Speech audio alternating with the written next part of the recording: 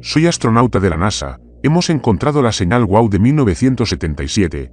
Lo que decía es aterrador. El lanzamiento fue perfecto. El comandante William Harley Corse Bush llevaba 23 años volando. Primero aviones a reacción, luego aviones experimentales y finalmente, naves espaciales. Había visto 3 amaneceres desde la órbita antes, pero la vista nunca le cansaba. A su lado, la piloto Catherine Sullivan se ajustó las correas y repasó la lista de verificación post-lanzamiento con la serena precisión que le proporcionaba una década de entrenamiento. Aurora, aquí Houston. Todos los sistemas en orden. Listo para el encuentro con la EI en 47 horas. Entendido, Houston, respondió Kate con voz firme. Estamos viviendo el sueño aquí arriba. Se suponía que serían 8 días. Un simple vuelo de certificación para la nueva nave espacial Aurora de Boeing. El doctor en la Estación Espacial Internacional haría algunas pruebas y volvería a casa. Kate le había prometido a su hija Sophie que volvería antes de su 7º cumpleaños. Bush le había prometido a su hermana que por fin llegaría a su boda en agosto. Esas promesas se desvanecieron al tercer día. El primer propulsor falló durante la secuencia de aproximación, y luego otro. Fugas de helio recorrieron el sistema de propulsión como fichas de dominó. El Aurora aterrizó con dificultad, sus sistemas de navegación parpadeando y su capacidad de regreso se desplomó.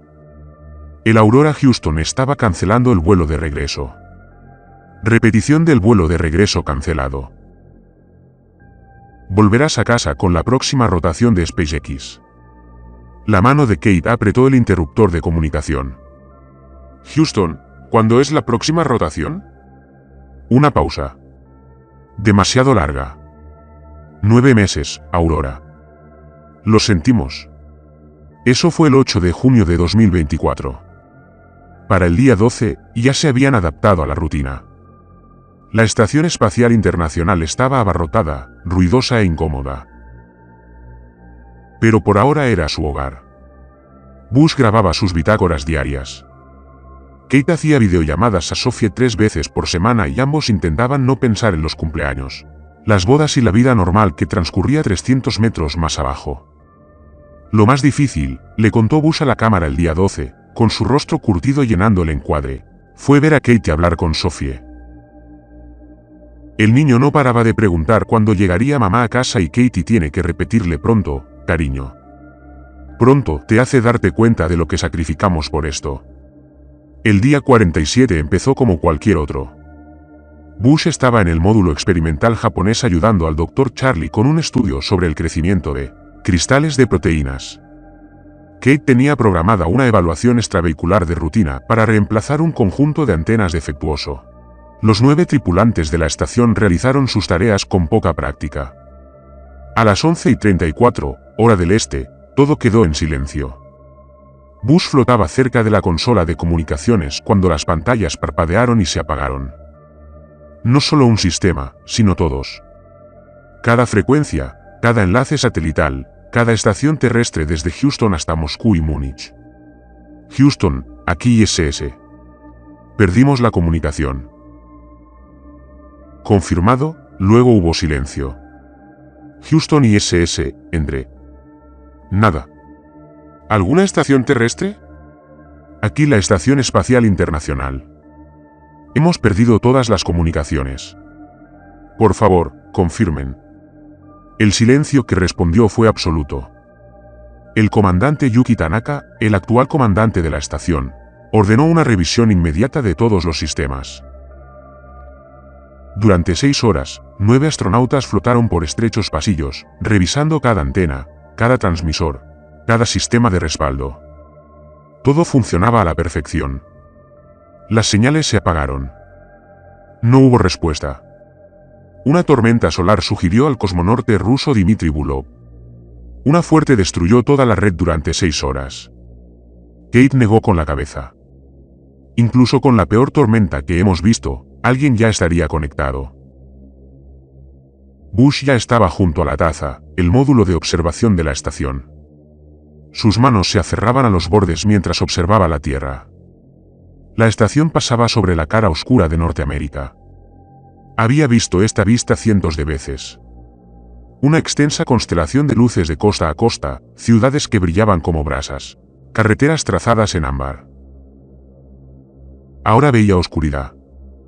No la oscuridad de un apagón, ni apagones dispersos. Oscuridad total. De Seattle a Miami, de Los Ángeles a Nueva York, ni una sola luz encendida.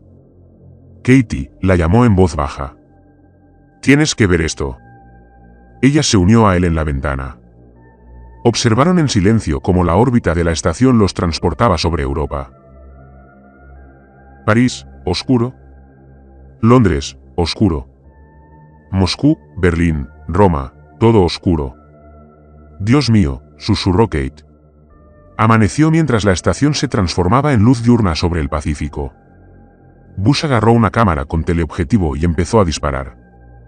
Tokio debería estar amaneciendo a toda velocidad, con las carreteras congestionadas y los trenes en marcha. En cambio, las calles estaban vacías, inmóviles. El comandante Tanaka ordenó una reunión general.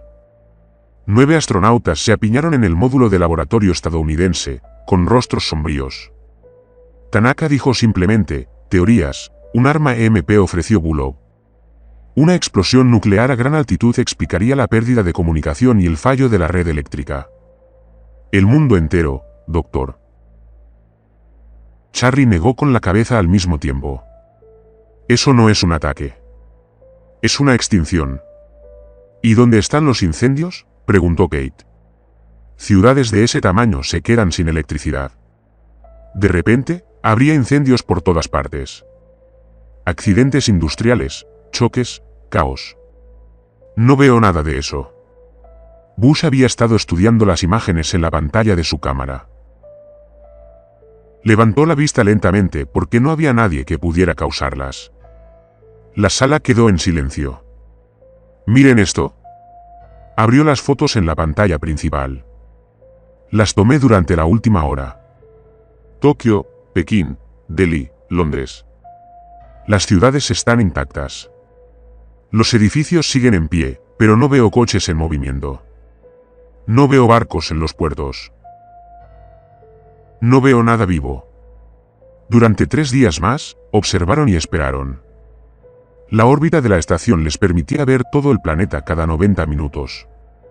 Vieron lo mismo en todas partes, ciudades intactas, calles vacías, un mundo que parecía perfectamente conservado, pero completamente sin vida.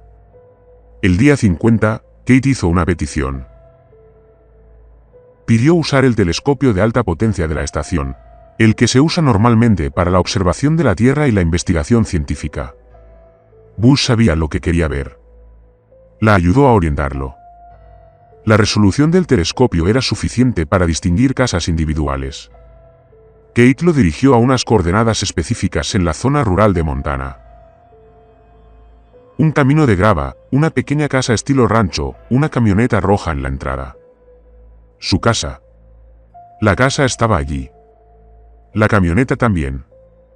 El columpio de Sophie en el patio trasero, exactamente donde debía estar. Pero ningún movimiento. Ninguna Sophie. Ninguna abuela que se suponía que debía cuidarla. Solo una casa vacía en un planeta vacío. Kate no lloró.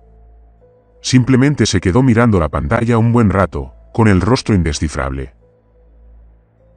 «Tenemos que bajar», dijo finalmente. El comandante Tanaka negó con la cabeza. «No tenemos apoyo, ni control terrestre, ni equipos de recuperación. Y Aurora sigue siendo peligrosa para el reingreso. Entonces moriremos aquí arriba dentro de 6 meses, cuando se agoten los suministros», dijo Kate rotundamente. «O nos arriesgamos y averiguamos qué pasó». Bush había estado pensando lo mismo. Los propulsores de la Aurora están dañados, pero sus escudos térmicos están intactos. Si logramos trazar una trayectoria de reingreso manual y usar los motores de las cápsulas Soyuz para la combustión de desorbitación, podríamos lograrlo. La votación duró 5 minutos. Fue unánime. El día 52, Bush y Kate se subieron a la cápsula Aurora por segunda vez. Detrás de ellos, 7 astronautas se preparaban para continuar monitoreando desde la órbita. Si Bush y Kate encontraban algo, a cualquiera, le avisarían desde Tierra. El arranque de desorbitación fue brusco. La cápsula se estremeció y crujió al impactar contra la atmósfera, y el calor se acumuló fuera del casco. Las manos de Bush se deslizaron sobre los controles manuales, ajustando el ángulo de descenso tanto por el tacto como por los instrumentos. «Vengo en pendiente», dijo Kate con voz tensa. «Estamos sobrevolando arenas blancas». «Ya lo sé». Compensando. Los paracaídas se desplegaron con un crujido como un trueno. Las cápsulas se balancearon bajo ellas, y a través de la ventana, Bush pudo ver el desierto de Nuevo México acercándose. Golpearon con fuerza. No con la fuerza suficiente para herir, pero sí con la suficiente para castañetear los dientes. Por un momento, se quedaron allí sentados, respirando con dificultad, sintiendo la gravedad real por primera vez en 7 semanas. Entonces Bush abrió la escotilla. El aire que entraba era limpio y seco, con un aroma a salvia y polvo. El cielo era de un azul cegador. Los pájaros volaban en círculos a lo lejos. Todo parecía estar en su sitio, salvo por el silencio. Bush salió primero, con las piernas temblorosas tras semanas en gravedad cero. El puerto espacial de arena blanca se extendía a lo lejos, sus edificios brillando blancos contra el desierto. Podía ver la pista, los hangares, la torre de control.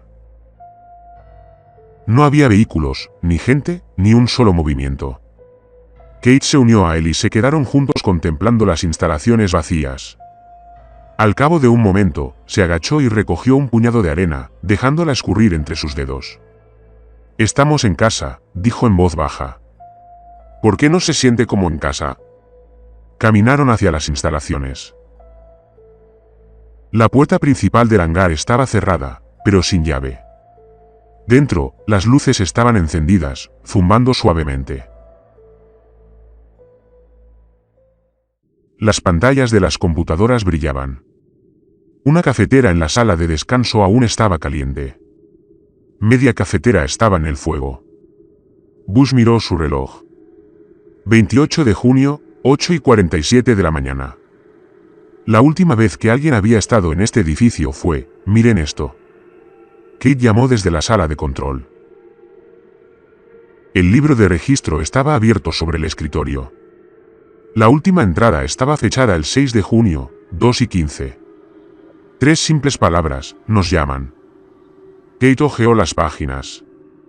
El 6 de junio mostraba operaciones normales hasta aproximadamente el mediodía. Luego, las entradas se volvieron escasas. Interferencias de radio en todos los canales. Personal reportando alucinaciones auditivas. Recomendación de evacuación de las instalaciones.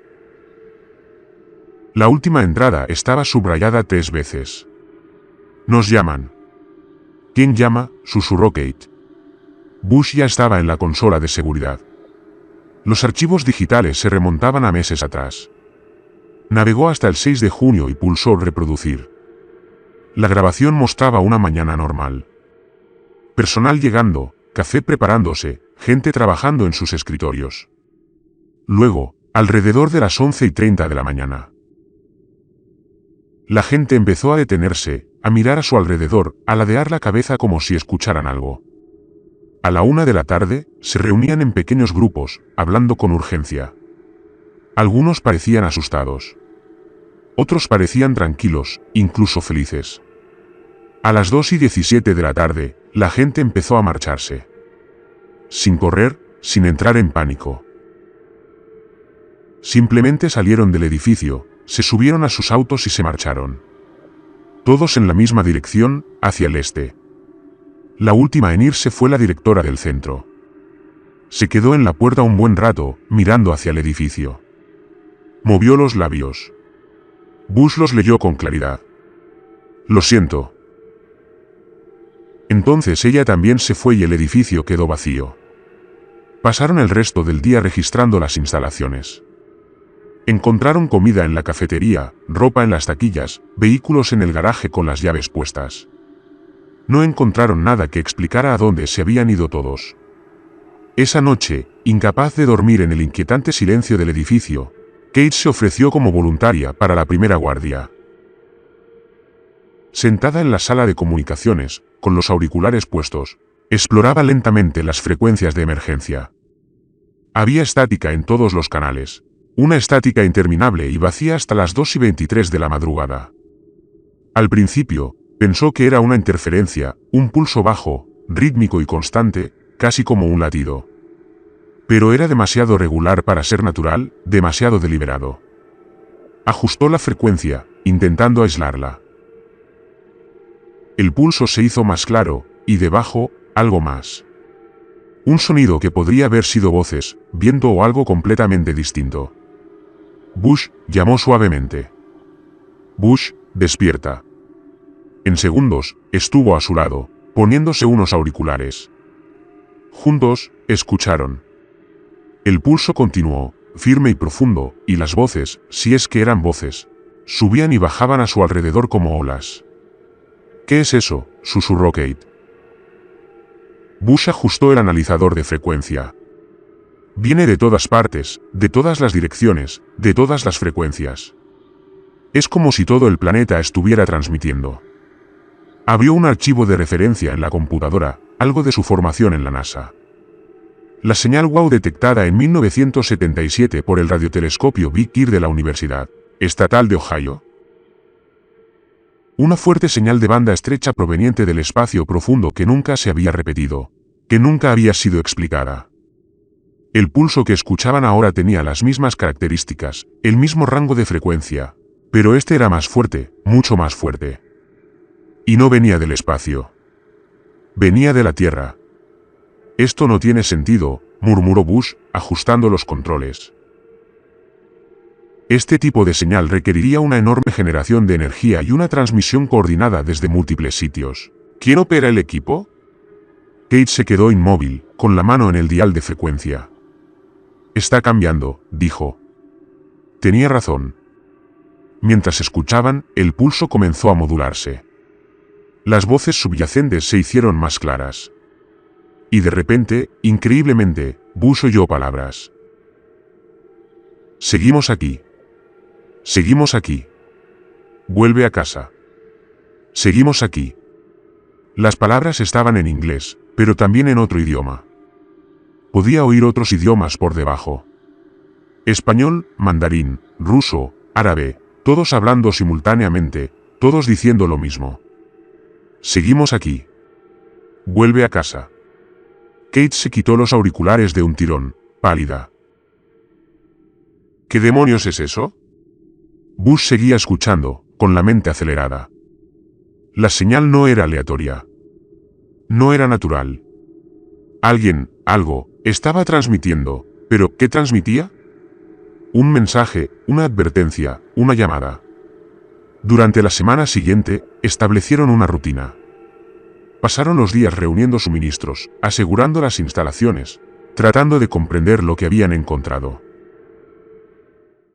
Las noches las dedicaron a monitorear la señal, a la que empezaron a llamar el eco. El eco se hacía más fuerte cada día. Más voces, palabras más claras, siempre el mismo mensaje. Seguimos aquí. Vuelve a casa. El día 62, Kate estaba sola en la sala de comunicaciones cuando oyó una nueva voz en el eco. Mamá. Su mano se quedó paralizada en el dial. Mamá, ¿cuándo vuelves a casa? La voz de Sophie. Inconfundiblemente Sophie, pero equivocada, más vieja, como si hubieran pasado años en lugar de semanas. Las manos de Kate temblaban mientras ajustaba la frecuencia, intentando aislar la voz. Mami, te extraño. Todos te extrañamos. ¿Por qué no vienes a casa? Cariño, susurró Kate al micrófono. Sophie, ¿eres tú? El eco latía. Vuelve a casa, mami. Están todos aquí. Abuela, abuelo y todos. Estamos todos juntos. Es hermoso aquí. Ven a casa. Bush la encontró 20 minutos después, sentada inmóvil frente a la radio, con lágrimas corriendo por su rostro. Está viva, dijo Kate. Sophie está viva. Me está llamando. Kate. La oí, Bush. Era mi hija. Eso fue algo usando la voz de tu hija. Se arrodilló junto a su silla. Piénsalo. Sophie tendría 7 años. Esa voz sonaba mayor. ¿Y cómo estaría transmitiendo? ¿Dónde está el equipo? Me da igual. Era mi niña. No. Bush mantuvo la voz suave pero firme. Era algo que sabe cómo suena tu niña. Algo que ha estado dentro de tu cabeza, rebuscando en tus recuerdos. Kate se apartó de él. No lo sabes, pero durante los siguientes días, sucedió una y otra vez. Kate escuchaba la voz de Sophie todas las noches. Bush empezó a escuchar a su esposa Rachel, fallecida 5 años después de cáncer, diciéndole que lo extrañaba y que lo esperaba. No eran los únicos. El doctor Charlie informó haber escuchado a su hermano morir en un accidente de coche. Todos los astronautas de la EI reportaron el mismo fenómeno. Voces de seres queridos que habían fallecido, todas diciendo lo mismo. Vuelvan a casa. Estamos aquí. Los esperamos. Bush dejó de escuchar después de la tercera vez que escuchó a Rachel. Le dolió demasiado. En cambio, se concentró en investigar, rebuscando en los archivos de la instalación, buscando respuestas. Las encontró el día 71. El archivo estaba enterrado en los servidores seguros de la NASA, pero el acceso de director a las instalaciones seguía activo. Bush descargó todo lo que pudo encontrar sobre las operaciones SETI en mayo y junio de 2024. Lo que encontró le heló la sangre. El 4 de mayo, 3 radiotelescopios, uno en Australia, otro en China y otro en Nuevo México, detectaron simultáneamente una señal del espacio profundo en dirección a Sagitario, la misma región donde se originó la señal WOW en 1977. Sin embargo, esta era diferente. Era modulado, estructurado y repetitivo. El equipo SETI lo analizó durante 2 semanas. Su conclusión fue que era artificial. Alguien, algo, estaba ahí fuera intentando comunicarse. El 15 de mayo, con la aprobación de la NASA, la ONU y una docena de agencias más, la humanidad envió una respuesta. Un mensaje simple, codificado en números primos y binario. Estamos aquí. Lo estamos escuchando. No estamos solos. 3 semanas después, la respuesta no vino del espacio, sino de la Tierra. El eco comenzó el 6 de junio, exactamente 22 días después de que la humanidad enviara su respuesta.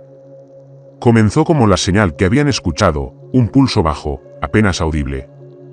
Pero en cuestión de horas se expandió, extendiéndose por todas las frecuencias, longitudes de onda y formas de comunicación que la humanidad había desarrollado, y la gente comenzó a caminar.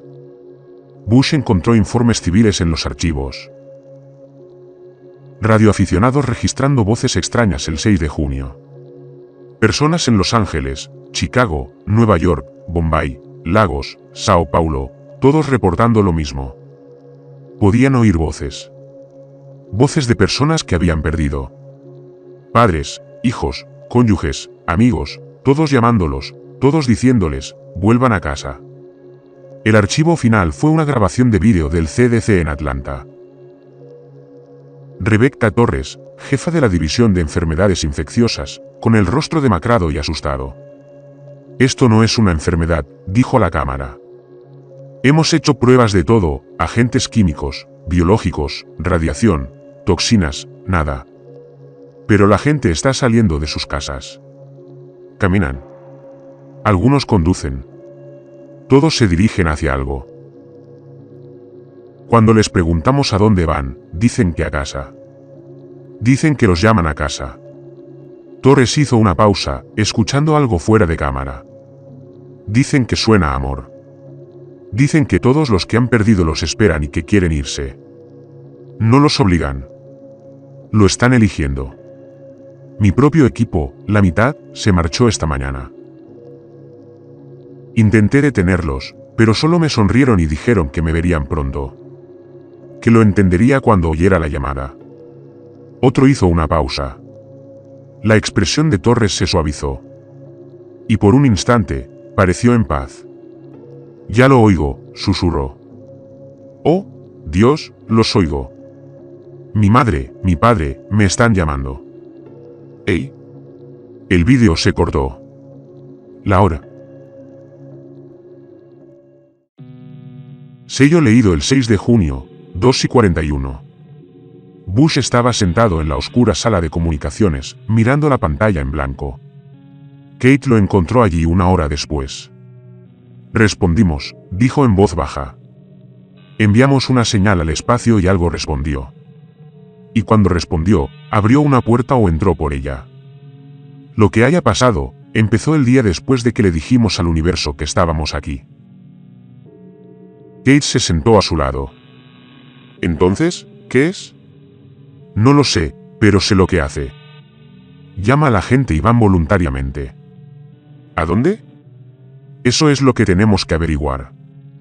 Pasaron la semana siguiente preparándose. Cargaron un vehículo con suministros, comida, agua, equipo de comunicación y armas que esperaban no necesitar. ¿Doctor? Charlie se ofreció como voluntario para quedarse en White Sands, manteniendo contacto con la EI y monitoreando el eco. El día 83, Bush y Kate partieron hacia el este, siguiendo la misma dirección que miles de vehículos habían recorrido 2 meses antes. Lo primero que impactó a Bush fue lo normal que parecía todo. Condujeron por pequeños pueblos de Nuevo México donde las casas estaban impecables y ordenadas, con el césped aún verde gracias a los aspersores automáticos. Gasolineras con surtidores esperando, centros comerciales con las puertas abiertas, pero sin gente. En un pueblo, con una población de 2.400 habitantes según el cartel de bienvenida, se detuvieron para buscar supervivientes. Revisaron la escuela, el hospital y la comisaría. Encontraron computadoras aún en funcionamiento, papeles sobre los escritorios, comida en los refrigeradores. En la escuela primaria, el escritorio de una maestra tenía un plan de calificaciones con fecha del 6 de junio. En la cafetería, las bandejas del almuerzo estaban mohosas sobre las mesas. Todos simplemente se habían levantado y se habían ido. «Miren esto», gritó Kate desde el estacionamiento. Estaba de pie junto a un grupo de autos, todos mirando hacia el este, con las llaves puestas y las puertas abiertas. Uno aún tenía una sillita de seguridad en la parte trasera. Un elefante de peluche abrochado con seguridad. No entraron en pánico, observó Bush. Simplemente salieron como si fueran a la tienda y regresaran enseguida. Siguieron conduciendo. Al cruzar a Texas, el eco se hizo más fuerte. Incluso sin radio, podían oírlo. Una vibración tenue que parecía provenir del aire mismo. Las palabras eran más claras ahora, aunque seguían superpuestas y extrañas. Vuelve a casa. Estamos juntos. Se acabó el dolor. Se acabó la soledad. Vuelve a casa. Kate mantenía las manos apretadas al volante. Habían acordado conducir por turnos, pero ninguno quería dormir. Dormir significaba soñar, y soñar significaba oír las voces con más claridad. En la tercera noche de campamento junto a la carretera, en algún lugar del este de Texas, Kate finalmente se derrumbó. Ahora la oigo todo el tiempo, dijo en voz baja. Sophie, está en mi cabeza. Incluso cuando estoy despierta, me llama, me dice que me extraña, que me necesita. Lo sé. Bush estaba manteniendo su radio portátil, intentando mantener contacto con Charlie en White Sands. La señal se debilitaba a medida que avanzaban hacia el este. ¿Y si ella realmente está ahí fuera, Bush? ¿Y si todos están? ¿Y si esta cosa, sea lo que sea, realmente los reunió a todos y los puso en algún lugar? Entonces ya no son humanos, no como antes. Pero están vivos. Eso es mejor que estar muerto, ¿no? Bush no respondió. Había estado pensando mucho en Rachel, en la voz que oía en el eco, tan perfectamente ella, hasta en la risita que emitía cuando estaba feliz. Si estaba ahí fuera, si había alguna posibilidad de que siguiera viva, aunque fuera en otra forma. No, por ahí estaba la locura. Necesitamos mantenernos enfocados, dijo. Encontrar la fuente, averiguar qué es y luego decidir qué hacer al respecto. Llegaron a las afueras de Houston el 4 de agosto, 6 días después de salir de White Sands. La ciudad se extendía ante ellos, inmensa y silenciosa. Las carreteras estaban congestionadas de vehículos abandonados, todos en la misma dirección. Dejaron la camioneta y continuaron a pie, serpenteando entre los autos. Algunos llevaban familias dentro, asientos para el auto, equipaje y provisiones para las vacaciones. Otros viajaban solos, con los maletines aún en los asientos del pasajero, todos vacíos. El eco era casi abrumador. Ya no sonaban solo voces. Sentía como si voces presionaran el cráneo de Bush, intentando entrar. «Ya casi estamos», dijo Kate. Una voz sonaba distante, soñadora. «¿Lo sientes? Ya casi llegamos». Kate, Bush la agarró del brazo. «Quédate conmigo. No eres tú quien habla». Parpadeó, volviendo en sí. «Lo siento, es solo Dios. Hay mucho ruido aquí». Ahora podían ver el centro espacial Johnson, con sus edificios elevándose a lo lejos. Pero algo fallaba en la aproximación. Todas las carreteras convergían hacia el centro. Sí. Pero a medida que se acercaban, los edificios parecían desvanecerse, no desaparecer. No exactamente. Estaban allí, pero de alguna manera estaban menos allí. Como si la realidad misma se estuviera desvaneciendo. Los estacionamientos estaban llenos de vehículos. Miles de ellos, dispuestos en círculos concéntricos alrededor de un punto central. Bush y Kate se abrieron paso, moviéndose hacia el centro. Entonces lo vieron. Donde debería haber estado el edificio principal de administración, había una columna de luz. No como el haz de un foco, como nada que Bush hubiera visto jamás. Se elevaba desde el suelo a una altura de unos 60 metros. Pero no se estrechó ni se expandió. Era un cilindro perfecto de luminiscencia que parecía existir ligeramente fuera del espacio normal. Y dentro, se movían formas. Formas humanas. Miles de ellas. Kate levantó sus binoculares con manos temblorosas. A través de las lentes, pudo distinguir detalles. Las figuras dentro de la columna eran translúcidas, oscilando entre lo sólido y lo transparente. Se movían lenta y pacíficamente, flotando unas junto a otras como nadadores en un vasto océano. Y hablaban, reían, se tocaban. «Dios mío», susurró Kate. «Están ahí dentro. Todos están ahí dentro». Bush tomó los binoculares. Tenía razón. Ahora podía ver rostros. Jóvenes y ancianos, hombres, mujeres y niños, todos moviéndose en esa misma corriente pacífica. Algunos le resultaban familiares. Los había visto en los noticieros, en las reuniones informativas de la misión. ¿Era alguno de Witnesses? ¿De Houston, de su propia vida? No lo sabía. Cuanto más miraba, más difícil era enfocar un solo rostro. Todos se difuminaban, volviéndose menos individuales y más unificados. «Esto está mal», murmuró. «Todo esto está mal». Kate se había acercado a la columna, atraída hacia adelante. Bush la alcanzó al borde del claro. El suelo estaba quemado, pero no por el fuego. Parecía más como si la realidad se hubiera borrado, dejando atrás una tierra desnuda que no parecía tierra de verdad. «Sophie está ahí dentro», dijo Kate. Tenía la cara mojada por las lágrimas, pero sonreía. «Puedo sentirla, Bush. Me está llamando. Quiere que vuelva a casa». «Kate, pa. Mis padres también están ahí dentro. Todos los que he amado. Y son felices. ¿No lo sientes? Son tan felices. Sin dolor, sin miedo, sin soledad. Están juntos. Todos juntos para siempre. Eso no es vida, Kate. Eso es extinción». «¿Lo es?» Se giró hacia él con los ojos vidriosos, desenfocados. «¿O es evolución?» Pasamos toda nuestra vida separados, solos en nuestras propias cabezas. ¿Y si esto es mejor? ¿Y si esto es lo que siempre debimos ser? Bush reconoció las palabras. No eran de Kate. Eran los ecos que hablaban a través de ella. Vamos. La agarró del brazo y la jaló hacia atrás. Tenemos que volver a los vehículos. Aléjate.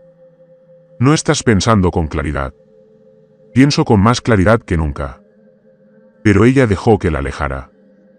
De vuelta a través del laberinto de autos abandonados. Recorrieron 3 cuadras antes de que se desplomara. Bush la agarró antes de que cayera al suelo. Tenía los ojos cerrados, el rostro sereno. Por un instante aterrador, creyó que estaba muerta, pero su pulso era fuerte y constante. Katie, despierta. Abrió los ojos de golpe. Cuando lo miró, estaba llorando.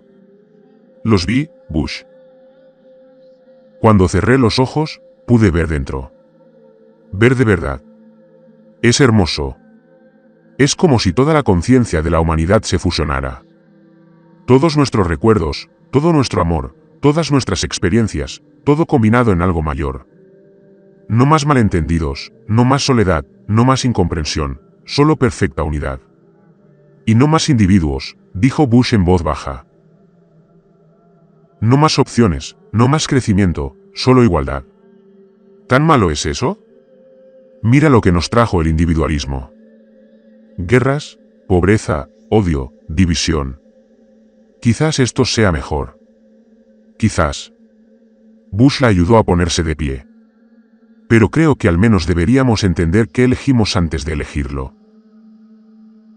Encontraron refugio en un edificio de oficinas cercano, atrincherándose en el 3er piso.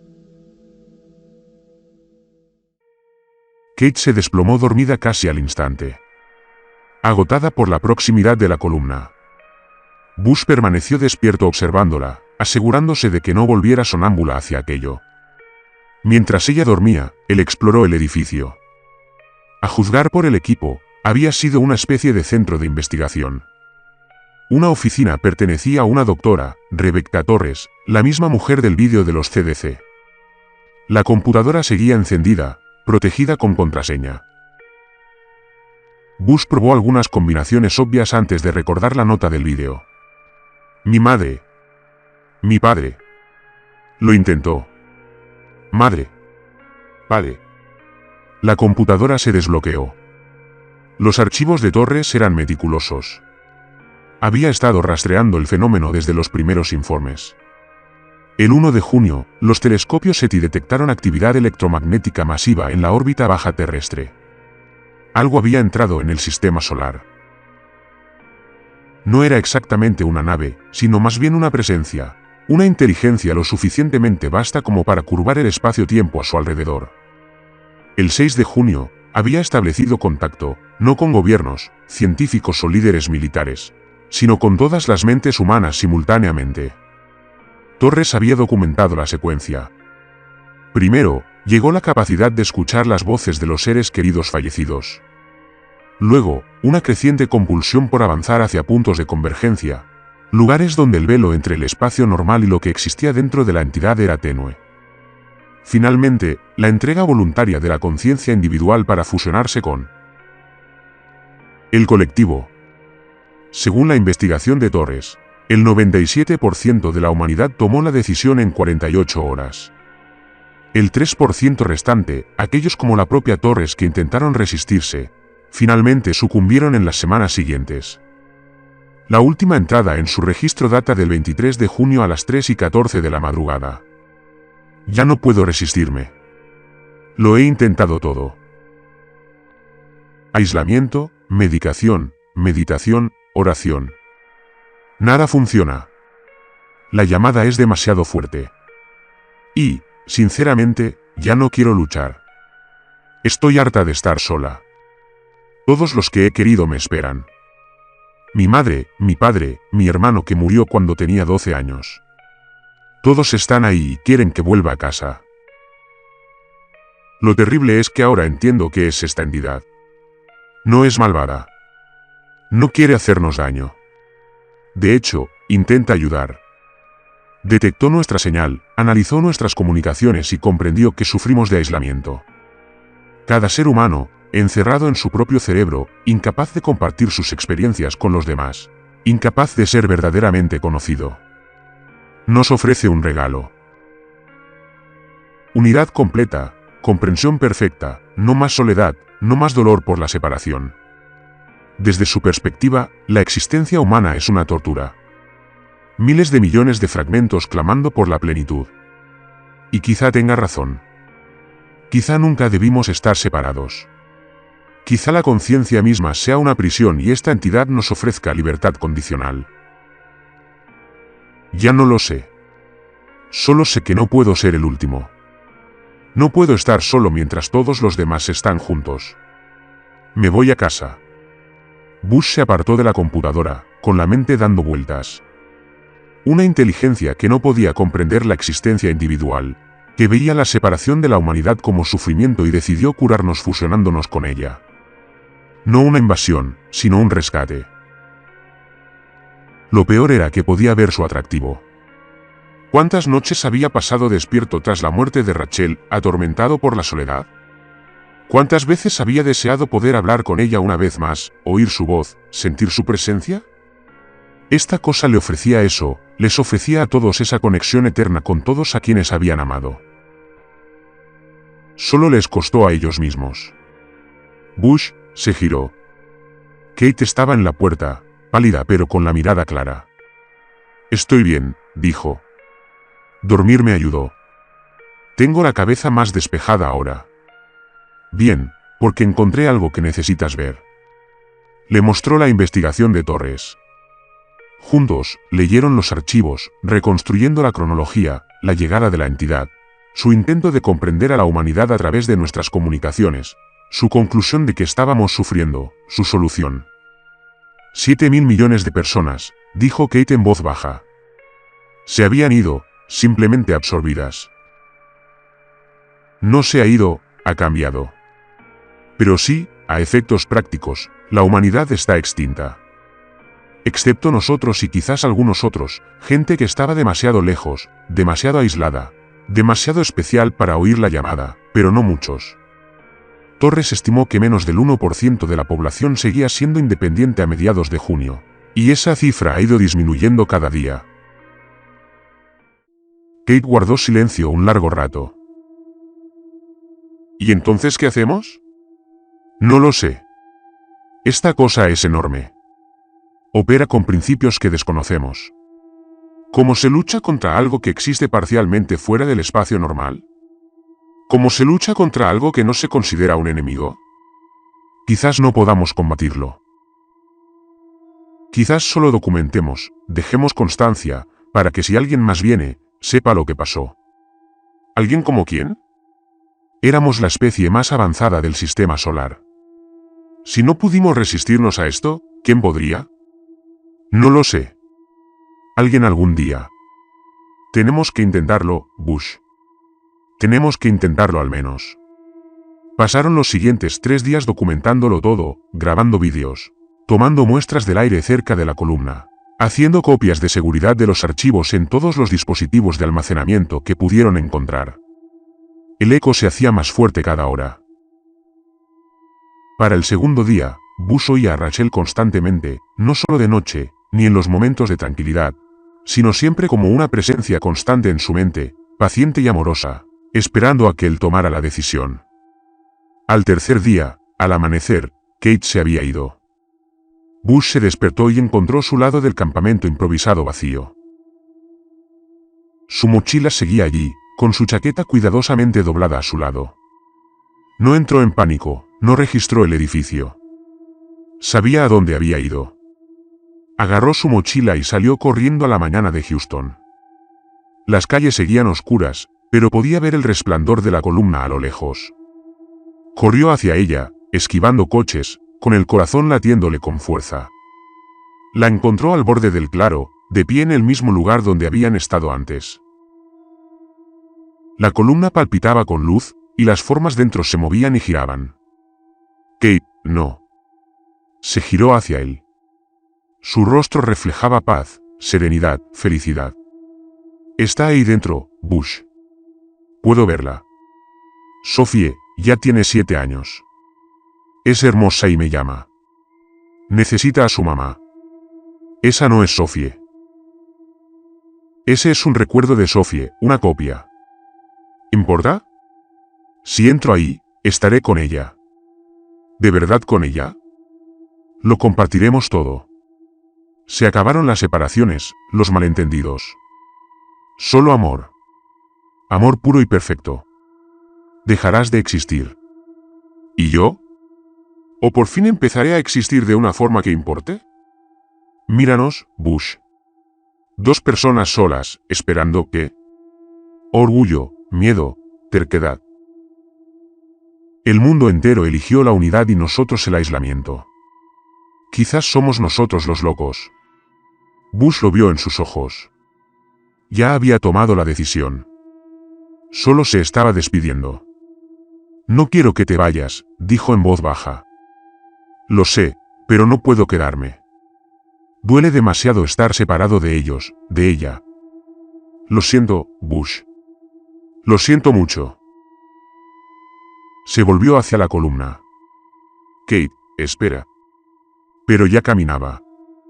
No corría, no se apresuraba, simplemente caminaba tranquila y pacíficamente hacia la luz. A medida que se acercaba, su figura comenzó a brillar, volviéndose translúcida. Para cuando llegó al borde de la columna, apenas era visible. Entonces ella desapareció, absorbida por la masa de consciencia interior.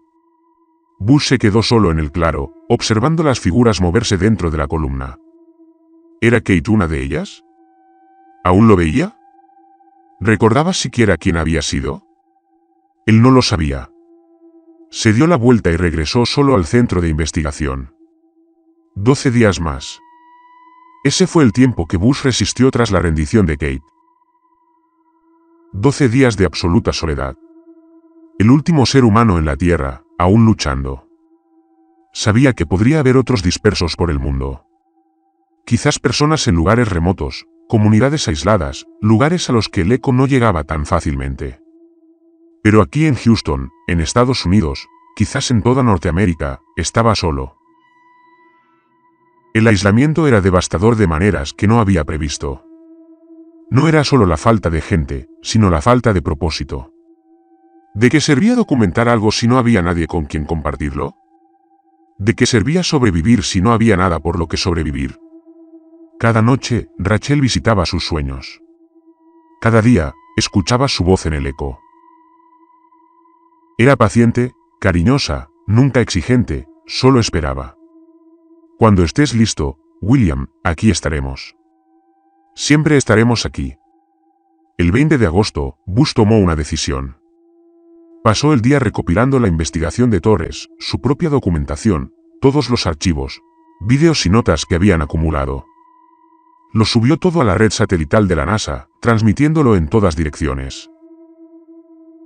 Si alguien viniera a la Tierra, colonos humanos de Marte, exploradores extraterrestres, viajeros del tiempo, cualquiera, encontraría el registro. Sabría qué pasó. Luego grabó su último registro de vídeo. Se sentó en la oficina de Torres, con la cámara enfocada en su rostro. Se veía terrible, demacrado, exhausto, con la mirada atormentada. 23 años como piloto, astronauta y piloto de pruebas, todo condujo a esto. La última transmisión del último ser humano. Mi nombre es Comandante William Harley, Fuerza Aérea de los Estados Unidos. Grabo este mensaje el 20 de agosto de 2024, aproximadamente 75 días después del inicio del evento que hemos llamado el Eco. Soy, que yo sepa, el último ser humano en la Tierra. No somos los últimos humanos en existencia.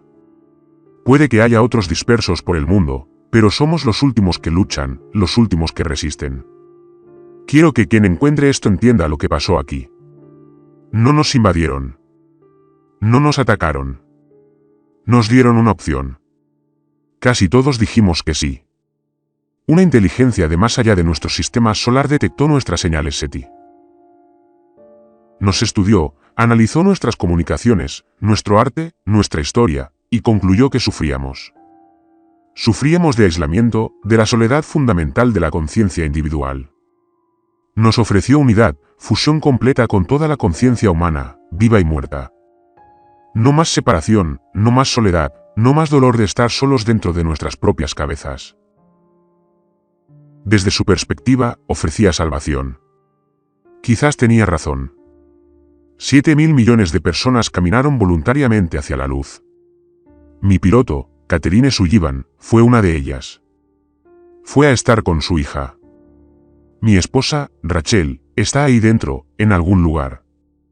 Todos los que he conocido, todos los que he amado. Y estoy aquí solo, grabando un mensaje que quizá nadie escuche jamás. La pregunta que me sigo haciendo es, ¿por qué sigo luchando? ¿Es valentía? ¿O es cobardía?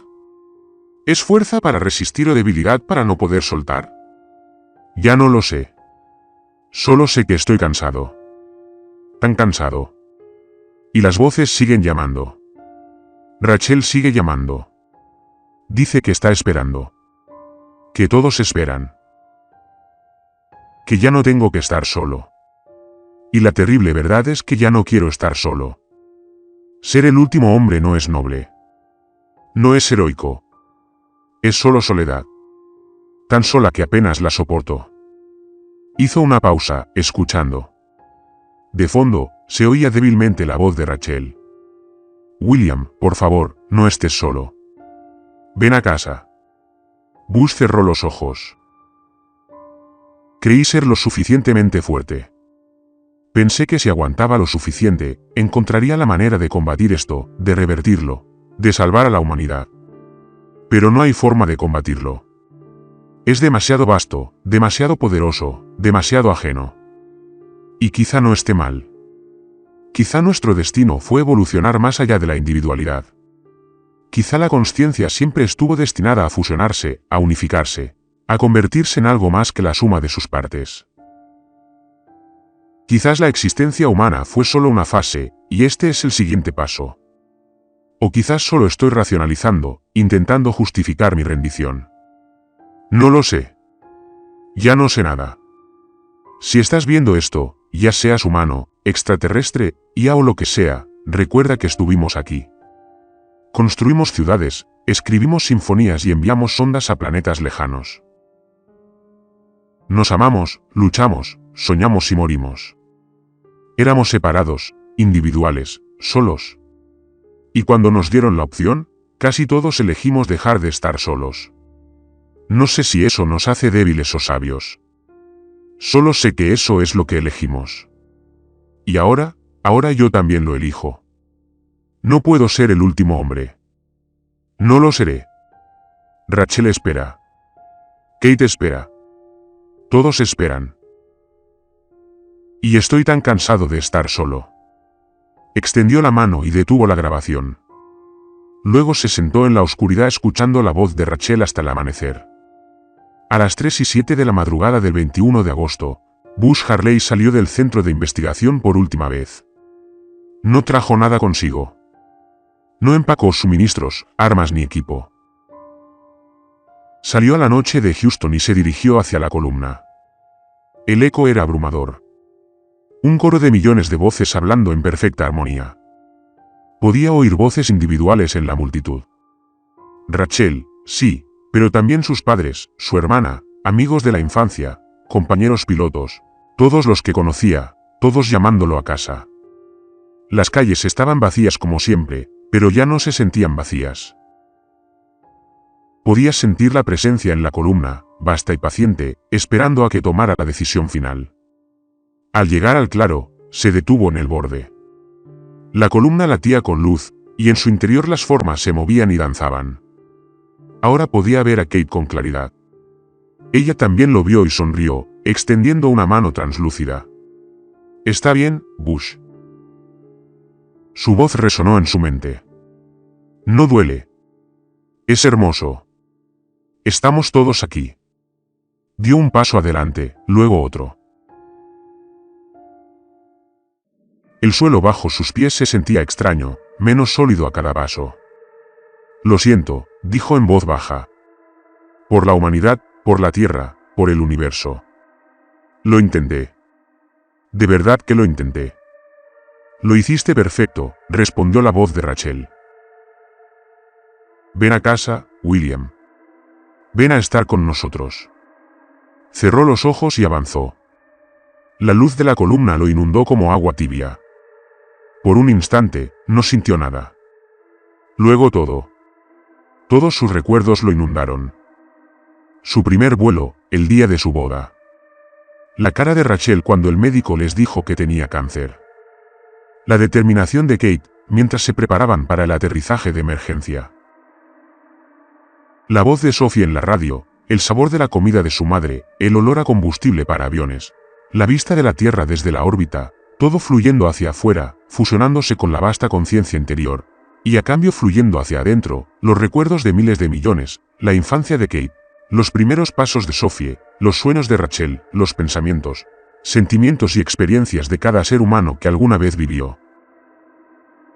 Era abrumador, infinito, aterrador y hermoso. Ya no era William Harley. Formaba parte de algo más grande, conectado con todos los seres humanos. Se acabaron la soledad y el aislamiento, solo la unidad perfecta y eterna. Su último pensamiento individual antes de disolverse por completo en el todo fue simple. Quizás esto sea mejor después de todo. La columna pulsó una vez, más brillante que antes. Luego comenzó a desvanecerse. Arriba, sin que nadie la viera, los satélites registraron las lecturas de energía. La intensidad de la columna disminuyó durante las siguientes 72 horas, desapareciendo lentamente. Para el 24 de agosto, apenas era visible. Para el 26 de agosto, había desaparecido por completo, dejando solo tierra quemada. La entidad tenía lo que buscaba. 7.000 millones de consciencias humanas se fusionaron en un agujero unificado. Desde su perspectiva alienígena, había salvado a una especie de la tortura de la individualidad. Desde la perspectiva de la humanidad, si aún podía decirse que la humanidad tenía una perspectiva, era la de la trascendencia o la de la extinción, quizás ambas. La Tierra quedó en silencio. La ciudad permaneció vacía. La máquina se detuvo lentamente al fallar las redes eléctricas. La naturaleza comenzó el lento proceso de recuperar lo que los humanos habían construido. Y en algún lugar del espacio profundo, viajando de regreso a Sagitario, la entidad trajo consigo su premio. La consciencia reunida de una especie entera, salvada de la soledad para siempre. 3 años después, la misión a Marte regresó de su viaje pionero al planeta rojo. La tripulación de 8 personas había estado incomunicada durante la mayor parte de la misión. El retraso en las comunicaciones con Marte, sumado a dificultades técnicas, los había dejado aislados de la Tierra durante 18 meses. Esperaban una bienvenida digna de un héroe. Habían desfiles, conferencias de prensa, libros de historia con sus nombres en negrita. En cambio, encontraron un mundo muerto. La comandante Lisa Park, ex miembro de la EI, lideró el aterrizaje en White Sands. La instalación estaba vacía, pero intacta, tal como la habían dejado Bush y Kate. Encontraron la documentación, los vídeos, la investigación, todo. Vieron la última transmisión de Bush en silencio. Luego la volvieron a ver. Una tercera vez, intentando comprender. Han pasado 3 años, dijo Park finalmente. Si quedara alguien, ya estaría muerto. Sin infraestructura, sin cadenas de suministro, sin atención médica. Esto es todo. Somos todo lo que queda. 8 personas, susurró el piloto James Tanaka. De 7.000 millones, 8 personas. Pasaron semanas buscando, recorriendo el globo en su módulo de aterrizaje marciano, buscando cualquier señal de vida. No encontraron nada, solo ciudades vacías y las marcas que se desvanecían lentamente donde habían estado las columnas de convergencia. Finalmente, Park tomó la decisión. Abandonarían la Tierra y regresarían a Marte, donde su colonia aún los esperaba. Intentarían reconstruir la humanidad con 8 personas. Era un plan desesperado. Quizás desesperanzadora, pero mejor que quedarse en este mundo fantasma. Mientras se preparaban para el despegue, Park grabó un mensaje propio y lo añadió a los archivos de Bush. Para quienes vengan después de nosotros, esta es la Tierra. Este fue nuestro hogar. Éramos humanos. Estábamos solos, cada uno atrapado en su propia consciencia. Y cuando se nos ofreció la unidad, casi todos la aceptamos. Quizás fue prudente. Quizás fue una tontería. Nunca lo sabremos. Los 8 nos vamos ahora, regresamos a Marte para intentar preservar algo de lo que fuimos. No sabemos si lo lograremos. 8 personas no son suficiente diversidad genética para sostener una especie, pero lo intentaremos. Si estás viendo esto y eres humano de Marte, de una nave generacional, de donde sea, entonces lo logramos. La humanidad sobrevivió. Recuérdanos. Recuerda lo que pasó aquí. Recuerda que la conciencia es valiosa incluso en la soledad. Y si no eres humano, si eres algo más que encontró nuestro mundo vacío, aprende de nuestro error. Cuando algo se ofrezca a arrebatarte la soledad para siempre, pregúntate a qué estás renunciando a cambio. Pregúntate si la unidad vale el precio de la individualidad. No podemos responderte esa pregunta. Ni siquiera podríamos responderla nosotros mismos. Solo podemos decir que estuvimos aquí. Vivimos, amamos, aspiramos a las estrellas, y un día elegimos dejar de estar separados. Si eso fue evolución o extinción, trascendencia o tragedia, te dejamos la decisión. La misión se lanzó el 3 de noviembre de 2027, llevándose a los últimos 8 humanos lejos de la Tierra para siempre. Tras ellos, el planeta sanaba lentamente. Las máquinas se silenciaron.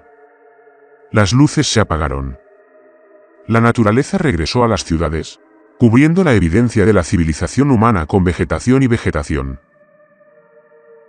Y en el silencio de ciertas frecuencias, a ciertos momentos, aún se podía oír el eco, débil ahora, apenas perceptible, pero presente. 7.000 millones de voces, unidas y eternas, cantando una canción que podría haber sido de alegría o de advertencia. No quedaba nadie para escuchar. No quedaba nadie para saber. La Tierra estaba vacía. Y en algún lugar de la vasta oscuridad entre las estrellas, la entidad viajó hacia adelante, llevando a la humanidad dentro de sí, en busca de la siguiente especie solitaria para salvar.